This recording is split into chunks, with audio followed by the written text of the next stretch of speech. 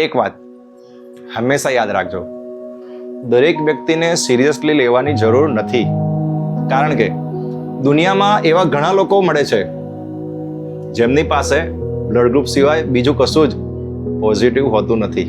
તેઓ દરેક વાતમાં ખામી શોધશે, તમારા સપનાઓ પર હસશે, તમારા પ્રયત્નોને નાના બતાવશે અને તમને નિરાશ કરવાનો પ્રયત્ન પણ કરશે. પરંતુ સવાલ એ નથી કે લોકો તમારા વિશે શું વિચારે છે, સવાલ એ છે કે તમે તમારા વિશે શું વિચારો છો.